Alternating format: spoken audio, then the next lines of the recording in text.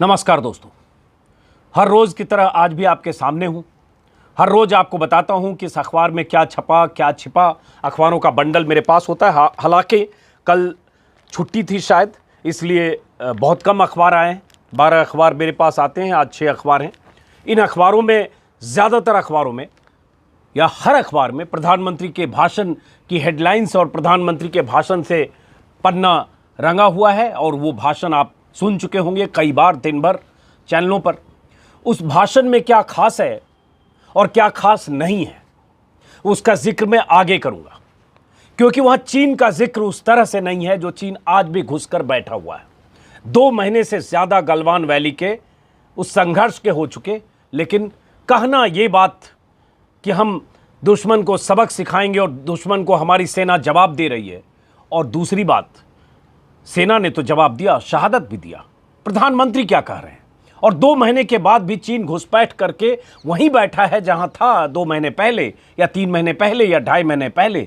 तो प्रधानमंत्री ने उस मसले पर क्या बोला या उनके बोलने का मतलब क्या, आगे बताऊंगा।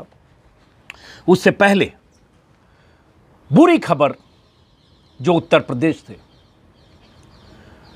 फिर एक बच्ची के साथ गैंगरेप हुआ है। यह उसी राम राज्य वाले यूपी से खबर आई है जहां राम राज्य लाने का दावा किया था योगी ने। सरकार बनने के पहले, 2017 के पहले, सरकार बनने के बाद, बल्कि 2017 में उन्होंने यहां तक कहा था कि 2019 में राम राज्य आ जाएगा। अयोध्या में जब दिवाली के आयोजन में योगी आदित्यनाथ गए थे तो उन्होंने कहा था 2019 तक राम राज्य आ जाएगा और राम राज्य लाने का उनका सपना है। उस वक्त की हेडलाइन मैं जानबूझकर आपको दिखा रहा हूं, सुर्खियां, ताकि अंदाजा लगे कि नेता जब बोलते हैं तो क्या बोलते हैं। और उसके बाद हेडलाइन आप देख पा रहे होंगे, 2019 तक पूरा हो जाएगा यूपी में राम राज्य का सपना। ये योगी आदित्यनाथ के भाषण का अंश है जो 2017 में छपा है, 18 अक्टूबर 2017। अलग अलग अखबारों की हेडलाइन आपको दिखा रहा हूं। यूपी में राम राज्य 2019 तक, और उसके बाद राम राज्य स्थापित करना हमारा लक्ष्य। 2020 में भी बोला है उन्होंने, 17 फरवरी को विधानसभा में भी बोला है। हर जगह राम राज्य राम राज्य राम राज्य, और राम मंदिर के भूमि पूजन का कार्यक्रम भी हो गया। लेकिन यूपी में हो क्या रहा है? यह खबर लखीमपुर खीरी से है। इस खबर को पढ़ते वक्त मेरे रोंगटे खड़े हो सकते हैं, तो सुनते वक्त मैं सोच सकता हूं। 13 साल की एक बच्ची के साथ लखीमपुर खीरी में गैंगरेप हुआ है।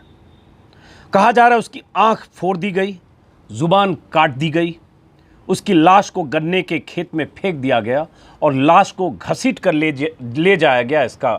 इसके निशान वहां हैं। अब जरा सोचिए, 13 साल की बच्ची गैंगरेप की शिकार, बर्बरता की शिकार, उसकी आंखें फोड़ दी जाए, जुबान काट दी जाए, और यह घटना उस यूपी में हो जहां राम राज्य आना है। बलात्कार, अपहरण, हत्या की दर्जनों घटनाएं बीते 1 महीने के भीतर हमने देखी, सुनी है, और कई वीडियो मैंने भी बनाया है। हापुड़ में अभी एक 6 साल की बच्ची के साथ बलात्कार की खबर आई थी। बहुत बर्बर बलात्कार की घटनाएं। लेकिन लखीमपुर खीरी पर रहते हैं, और उसके बाद आजमगढ़ में जो हुआ है। और यह सब का जिक्र करना इसलिए ज़रूरी है क्योंकि उस तरह से अखबार में, मुख्यधारा की मीडिया में, चैनलों में जिस तलखी और तेवर के साथ सवालों के कटघरे में खड़ा करना चाहिए योगी आदित्यनाथ को, वैसा दिखता नहीं है। लखीमपुर खीरी में क्या हुआ है? बोलते समय 13 साल की एक मासूम बच्ची शौच के लिए खेत में गई थी। 14 अगस्त को दोपहर करीब 1 बजे घर से निकली, गन्ने के खेतों की तरफ गई। जब देर रात तक घर नहीं लौटी तो परिवार वाले उसकी तलाश में परेशान हुए, पुलिस में गए। पुलिस और परिजनों ने मिलकर खोजना शुरू किया तो खेत में उसकी लाश मिली। पोस्टमार्टम रिपोर्ट से गैंगरेप की तो पुष्टि हुई ही। कहा यह जा रहा है कि बच्ची के साथ बर्बरता की गई, आंख फोड़ दी गई, जुबान काट दी गई, गले में फंदा डालकर उसको घसीटा गया, फिर गन्ने के खेत में उसकी लाश मिली। परिजनों के बयान के आधार पर संतोष यादव और संजय गौतम नाम के 2 शख्स गिरफ्तार किए गए हैं। ये ईसा नगर थाना है, उस इलाके के गांव की घटना है। मायावती ने बयान दिया है और योगी सरकार को कटघरे में खड़ा किया है। उसके बाद पूरे मामले की जांच के आदेश हुए हैं, उसके बाद गिरफ्तारी हो गई, उसके बाद इसमें एनएसए के तहत कार्रवाई शुरू हो गई, सब कुछ हो गया। लेकिन ये घटनाएं लगातार हो रही हैं। अगर घटनाएं लगातार हो रही हैं, अखबार में कहीं छपती है, कहीं उस तरह से जितनी छपनी चाहिए, जितनी मुहिम की तरह चलनी चाहिए, छपनी चाहिए, नहीं छपती है। दिल्ली की घटना होती है तो अखबारों में ज़्यादा जगह मिलती है, लखीमपुर खीरी की घटना है।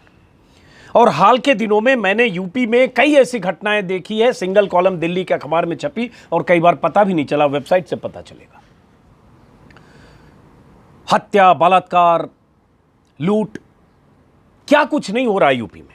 अगर हम आंकड़ों की बात करें, इसलिए बार बार बात करता हूं क्योंकि यह सवाल यहां राम राज्य का है। और इस बच्ची के साथ जो कुछ हुआ, अगर कुछ लोग पकड़े गए, कुछ लोग गिरफ्तार हो जाए, 2 गिरफ्तार हो जाएं और कुछ और हो जाए इसमें कड़ी कार्रवाई, क्या यह काफी है? यह सिलसिला जो लगातार चल पड़ा है यूपी में और लगातार थम नहीं रहा है। ऐसा मैं नहीं कह रहा कि ऐसी घटनाएं नहीं हो सकती, ऐसी घटनाएं थम जाएंगी, कभी नहीं। 22 करोड़ की आबादी है। लेकिन सवाल यह है कि आप तो राम राज्य की बात करते हैं। अगर आप राम राज्य की बात करते हैं तो आपकी जिम्मेदारी 1000 गुना ज्यादा है, क्योंकि उत्तर प्रदेश लगातार बलात्कार, लूट, हत्या और ऐसी घटनाओं का चश्मदीद बन रहा है। आंकड़ों पर बात करने से पहले एक घटना और हुई है आजमगढ़ में। वो खबर आज के एक्सप्रेस में छपी है। आजमगढ़ में एक प्रधान की हत्या हुई है। नवभारत टाइम्स में भी छोटी सी खबर है। एक प्रधान की हत्या हुई है। मामला दलित का बताया जा रहा है कि चूंकि प्रधान दलित था, इसलिए जो गांव वाले थे, जो ऊंची जाति के लोग थे, उन्हें एक दलित का प्रधान बनना कबूल नहीं हो रहा था या हजम नहीं कर पा रहे थे, और इसलिए प्रधान से अक्सर तनातनी होती थी। जानते हैं उस प्रधान का नाम क्या था? उसके माता पिता ने उसका नाम रखा था सत्यमेव जयते। एक दलित परिवार में जब बच्चा पैदा हुआ, आज से 42-43 साल पहले, शायद 42 साल उसकी उम्र थी जिनकी हत्या की गई, 42 साल सही कह रहा हूं, तो बच्चे का नाम उन्होंने रखा था सत्यमेव जयते। और उसी परिवार में एक और बच्चा पैदा हुआ जो इनका नेफ्यू है, उसका नाम रखा लिंकन, क्योंकि यूएस प्रेसिडेंट अब्राहम लिंकन ने जिस तरह से दास्तां के खिलाफ संघर्ष किया था, उस संघर्ष के प्रतीक के तौर पर इन्होंने परिवार में एक बच्चे का नाम रखा लिंकन। ऐसा तो परिवार था और है। सत्यमेव जयते को गांव के ऊंची जाति के लोगों ने घर से बुलाकर मोटरसाइकिल पर बिठाकर ले गए और ट्यूबवेल के पास ले जाकर 6 गोलियां मारी और हत्या कर दी।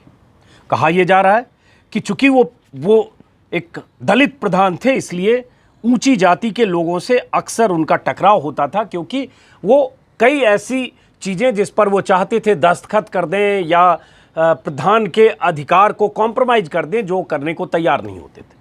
जो खबर एक्सप्रेस में मैंने देखी, सिंगल कॉलम पहले पेज पर है, अंदर विस्तार से है, थोड़ा उसका विस्तार मैं बता दे रहा हूँ। जो कहा जा रहा है, जिस गांव की बांस गांव की घटना है, बांस गांव के प्रधान थे, और कहा जा रहा है कि वहाँ दलित और ऊंची जातियों का अनुपात 5-1 का है, मतलब 5 दलित पर 1 ऊंची जाति के का अनुपात है। ऊंची जाति मतलब ब्राह्मण और ठाकुरों का गाँव है। गाँव मतलब दलितों का है, ब्राह्मण और ठाकुर। 300 परिवार हैं उसमें दलित के, SC/ST के, 30 परिवार ठाकुरों और ब्राह्मणों के। ये आबादी का अनुपात है। और सत्यमेव से अक्सर टकराव होता रहता था। सत्यमेव का कद और उसका प्रधान बनना ऊंची जाति के लोगों को सहन नहीं हो रहा था। एक्सप्रेस में छपा है उनके परिवार के लोगों के हवाले से। और कई बार किसी काम को लेकर सत्यमेव इनकार करते थे तो उन्हें सहन नहीं होता था ऊंची जाति को लोगों को। और उसी में एक FIR के हवाले से है, जो FIR किया गया है कि एक सूर्यांश दुबे हैं, उन पर आरोप है कि प्रधान से किसी हलफनामे को अटेस्ट करवाना चाहता था। 3 बार वो गया प्रधान के पास, तीनों बार सत्यमेव ने मना कर दिया। ये बात उन्हें हजम नहीं हुई और उसके बाद इस बात को लेकर तनातनी थी, कुछ और बात को लेकर तनातनी थी। ये भी कहा जा रहा है प्रधान जो सत्यमेव था, उसके परिवार के पास ठीक ठाक 10-15 बीघे ज़मीन थी, और उसके बाद वो एक प्रधान का होता है गांव में असर, उस असर और उसकी हैसियत से भी जो ऊंची जाति के लोग थे खफा रहते थे और कभी कबूल नहीं कर पा रहे थे और उसी में पत्नी ने एफआईआर लिखा है जिसमें कहा विवेक सिंह नाम का एक शख्स घर आया शुक्रवार को 5 बजे, उसके पति को मोटरसाइकिल पर बिठाकर ले गया और कुछ लोगों के साथ ले जाकर गोली मार दी। और उसके तनातनी का बैकग्राउंड है, किसने गोली मारी वो सब कहानियां हैं। हालांकि उसी दिन ये भी हुआ कि पुलिस गांव में पहुंची और तो पुलिस की गाड़ी से टकराकर या हादसे का शिकार एक बच्चा हुआ और उसके बाद गांव के लोग उद्वेलित हुए। चूंकि बच्चे की भी मौत हो गई, प्रधान की गोली मारकर हत्या हो चुकी थी और उसके बाद तोड़ फोड़, हंगामा, बहुत कुछ हुआ, घेराव, प्रदर्शन, हिंसा। उसकी तस्वीरें आप स्क्रीन पर मैं चाहूँगा आपको दिखा दूं कि भीड़ ने चौकी भी फूकी, फायरिंग भी हुई, पुलिस को फायरिंग करनी पड़ी, पथराव, बवाल, भयानक तस्वीरें। अमर उजाला में बहुत विस्तार से कई तस्वीरें छापी हुई है जब गांव के लोग भड़क गए और बोंगरिया बाजार पुलिस चौकी पर लोगों ने धावा बोल दिया और उसके बाद हंगामे की खबरें। सवाल ये उठता है कितनी घटनाओं का जिक्र करें। अगर मैं रिसर्च देखने की कोशिश कर रहा था कि यूपी में हो क्या रहा है, तो चाहे वो रेप का मामला हो, चाहे हत्या का मामला हो, चाहे अपराध के किसी भी कैटेगरी का मामला हो, तो यूपी में ऐसी घटनाओं की बाढ़ आई हुई है। बयानों की बात करेंगे तो कई बार बचाव में कोई अफसर कह देता है कि यूपी की इतनी बड़ी आबादी है, अनुपात देखें तो हम यूपी में कम है। लेकिन एक आंकड़ा मैं देख रहा हूं, दैनिक भास्कर के हवाले से मैं सोर्स को कोट कर रहा हूं। दैनिक भास्कर में ये छपा है कुछ दिन पहले, जिसमें यूपी में महिलाओं के खिलाफ किस अपराध में यूपी का नंबर, एक ग्राफिक्स है जिसमें महिलाओं पर कुल अपराध दर्ज मामले करीब 60,000, यूपी का नंबर 1 है। ग्राफिक मैं भास्कर के हवाले से ही आपको दिखा रहा हूं। बलात्कार की कोशिश और उस दौरान मर्डर के मामले में यूपी नंबर 3 है, लेकिन महिलाओं पर कुल अपराध के मामले में नंबर 1 है। दहेज न मिलने की हत्या पर यूपी नंबर 1 है। चलिए, दहेज का मामला अलग है। बलात्कार की कोशिश में नंबर 1 है, बलात्कार में नंबर 3 है। अब कहीं नंबर 1 है, कहीं नंबर 3 है, लेकिन मैं बात ये कहूँगा कि सवाल राम राज्य का है। चूंकि आपने राम राज्य का दावा करते हैं, चूंकि आप बार बार कहते हैं कि यूपी में समाजवाद नहीं राम राज्य चाहिए, और जब ये बात करते हैं और इस तरह की बीभत्स, इस तरह की बर्बरता वाली घटनाएं आती हैं, अभी हमने कानपुर में देखा विकास दुबे के केस में 8 पुलिस वाले मारे गए। वो तो पुलिस के भीतर विकास दुबे जैसे गैंगस्टर की घुसपैठ, खबरी, जासूसी, उस पर बहुत बात हो चुकी। लेकिन वहीं एक संजीत यादव का अपहरण हुआ, अपहरण के बाद उसकी हत्या हुई, लाश मिली, अब तक मिली कि नहीं पता नहीं। 1 महीने बाद पूरे मामले का खुलासा हुआ। पुलिस लिपापोती करती रही, 8 दिन तक पुलिस ने एफआईआर ही दर्ज नहीं किया। वो घटना, उसके बाद आजमगढ़ में, लखीमपुर खीरी में इसके पहले एक लड़की ने खुदकुशी कर ली, आगरा में घटनाएं हुई, इलाहाबाद में, प्रयागराज में, कितनी घटनाएं। इसी में अब फिर आंकड़े पर आते हैं। वो राज्य जहां बच्चों के खिलाफ अपराध के सबसे ज्यादा मामले, उत्तर प्रदेश 19,936, देश में दर्ज मामलों में हिस्सा 14%, नंबर 1 है। वो राज्य जहां सबसे अधिक आर्थिक अपराध हुए, उत्तर प्रदेश नंबर 1 है। और कुछ आंकड़े बता देता हूं, और ये एनसीआरबी के आंकड़े हैं जो 2016 से 2018 तक के हैं। 2018 के भी मामले हैं। 2017 में योगी चीफ मिनिस्टर बन चुके थे, इसलिए मार्च में ही बन चुके थे, इसलिए मार्च के बाद की उनकी जिम्मेदारी है। 2018 में देश भर में महिलाओं के खिलाफ 3,78,277 मामले दर्ज किए गए। इसमें सबसे ज़्यादा 59,445 मामले अकेले यूपी में दर्ज हुए। 2018 में देश भर में महिलाओं के खिलाफ अपराध के जितने मामले दर्ज हुए, उसमें 15.7% यूपी में आए। इतना ही नहीं, बलात्कार की कोशिश के मामले में यूपी नंबर 1 पर था। देश भर में 4,097 बलात्कार की कोशिश के मामले दर्ज हुए, जिसमें सबसे ज़्यादा यूपी में। तो ये आंकड़ों की बात अगर हम करेंगे, उसी तरह से एक आंकड़ा है वायलेंट क्राइम, रेप, मर्डर जैसे हिंसक अपराधों में यूपी पहले नंबर पर, और इसमें भी वायलेंट क्राइम में दर्ज मामले 65,155 है, यूपी नंबर 1 पर है। हत्या में यूपी नंबर 1 पर है, हत्या की कोशिश में नंबर 2 पर है, लेकिन किडनैपिंग में फिर नंबर 1 पर है। 21,711 मामले हैं किडनैपिंग के। ये एनसीआरबी का डेटा है और 2018 का है। भास्कर के हवाले से मैं कह रहा हूँ, ग्राफिक्स में भास्कर के हवाले से ही अगर लग पाएगा मैं लगा दूंगा। तो किडनैपिंग में नंबर 1, किडनैपिंग की कई घटनाएं हाल में हमने देखी है। हत्या की तो वो भी घटना हमने देखी कि विक्रम जोशी नाम के एक पत्रकार को उनकी शिकायत के बाद उनकी भांजी से छेड़छाड़ की घटना हुई थी। उन्होंने शिकायत की, पुलिस ने कार्रवाई नहीं की और उसके बाद जो गुंडे थे, अपराधी थे, छेड़छाड़ के गुनहगार थे, उन्होंने विक्रम जोशी को उनकी बहन के घर के पास जाकर गोली मार दी और उनकी बेटियों की मौजूदगी में गोली मार दी। और उस हत्या के कुछ देर पहले विक्रम जोशी ने तब भी पुलिस वालों को फोन किया था, लेकिन पुलिस वाले ने कहा सुबह आएंगे। यही हुआ कानपुर में, यही हुआ लखीमपुर खीरी में, यही हुआ यूपी के अलग अलग हिस्सों में। कासगंज में 4 लोगों की हत्या कर दी गई थी, एक परिवार की। वहां भी प्रधान को मारा गया था, प्रधान के परिवार के लोगों को। वहां भी उन लोगों ने पुलिस से शिकायत पहले की थी, लेकिन उनकी भी हत्या हुई। तो लगातार ऐसी घटनाएं इस बात की ओर इशारा करती है कि योगी के राज में राम राज्य तो कम से कम नहीं है। 2018 में देश में 50,074 लाख से ज्यादा आपराधिक मामले दर्ज हुए, जिसमें 11.5%, 11.5% यानी 5,85,000 मामले यूपी में रिकॉर्ड हुए। महिलाओं के खिलाफ अपराध में यूपी टॉप पर है। 2018 में, ये तो मैं आपको बता ही चुका, 2018 में 59,445 मामले। तो ये यूपी का आंकड़ा है। ग्राफिक्स और ये जानकारियां भास्कर के हवाले से है। और उसके बाद यूपी में राम राज्य के दावे हैं। और उसके बाद इस बच्ची के साथ जो हुआ लखीमपुर खीरी में, जितनी बार आप सोचेंगे, पढ़ेंगे, जानेंगे, आपकी रूह कांप जाएगी। 13 साल की बच्ची, उसके साथ बलात्कार की घटना हुई, बर्बरता हुई, जुबान काट ली गई, आंख निकाल लिया गया। हालांकि पुलिस ने कुछ बातों का खंडन किया है, लेकिन फिर भी वो जांच से पता चलेगा। मैं तो अभी जो आज तक नवभारत टाइम्स, न्यूज़ 18 सबकी वेबसाइट पर जो खबर देख रहा हूँ वही खबर बता रहा हूँ। अब आते हैं हम बाकी खबरों की तरफ, चूँकि बाकी और खबर है नहीं। अब उसके बाद आते हैं चीन की खबर। जो भी 5-6 अखबार मेरे यहाँ आए हैं, हर अखबार की हेडलाइन मोटे तौर पर प्रधानमंत्री का कल का भाषण है। और वो भाषण आप सुन चुके हैं, इसलिए उस भाषण पर बहुत ज़्यादा बात करने का कोई मतलब नहीं है। 2 ही लाइन हमारे मतलब की है, जिसमें उन्होंने कहा है LAC से लेकर LOC तक हम माकूल जवाब दे रहे हैं और भारतीय सेना माकूल जवाब दे रही है। यही हेडलाइन है दैनिक जागरण की और यही हेडलाइन है बाकी अखबारों की। हालांकि बाकी जगह जो उनकी योजनाएं, आत्मनिर्भर योजनाएं थी और बाकी चीज़ थी वो भी है, लेकिन यही हेडलाइन है प्रधानमंत्री मोदी की, जो भी कल कुछ कहा। और इसमें चीन का जिक्र जैसे होना चाहिए था वो नहीं है।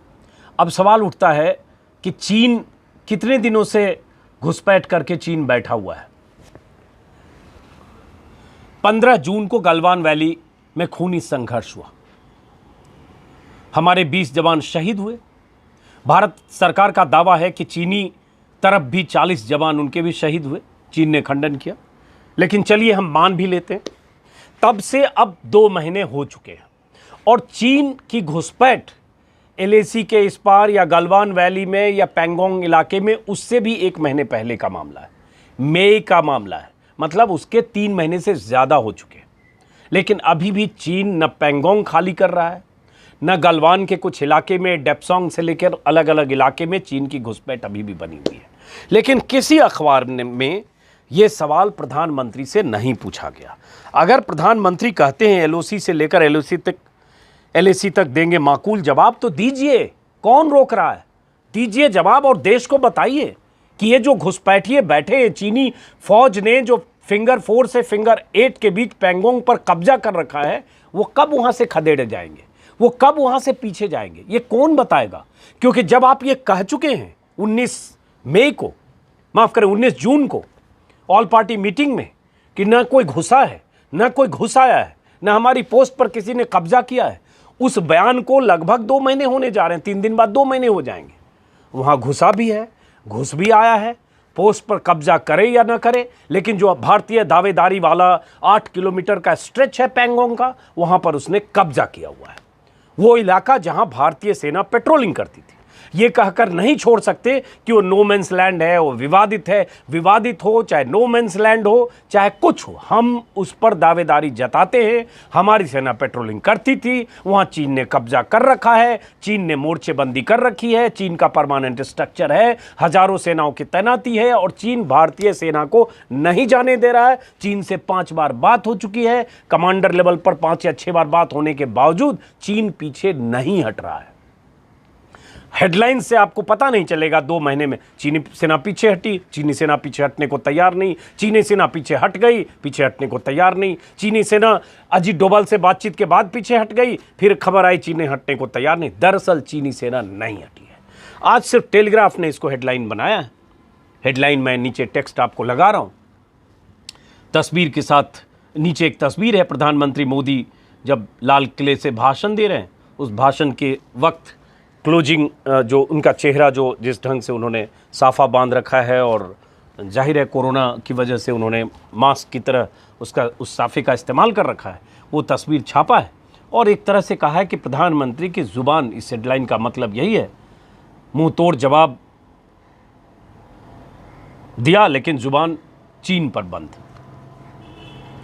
तो ये उसके बाद इसमें पूरी खबर है कि कैसे चीन को लेकर प्रधानमंत्री ने नहीं कहा, जबकि प्रधानमंत्री के पहले के बयान क्या थे। यह सिर्फ एक टेलीग्राफ ने इस तरह से प्रधानमंत्री को आईना दिखाया है या सवाल या निशान लगाया है प्रधानमंत्री के भाषण पर, चीन की घुसपैठ पर और चीन पर सरकार की जो भी कमजोरी या मजबूरी है उस पर। सिर्फ टेलीग्राफ ने हेडलाइन छापा है। आप इस हेडलाइन को देखें और समझें मतलब, और उसके बाद अंदर विस्तार से ये खबर है कि कैसे प्रधानमंत्री ने कहा ज़रूर LAC और LOC तक हम मुंहतोड़ जवाब देंगे, लेकिन उसके बाद क्या सच है, ये खबर अंदर की खबर है।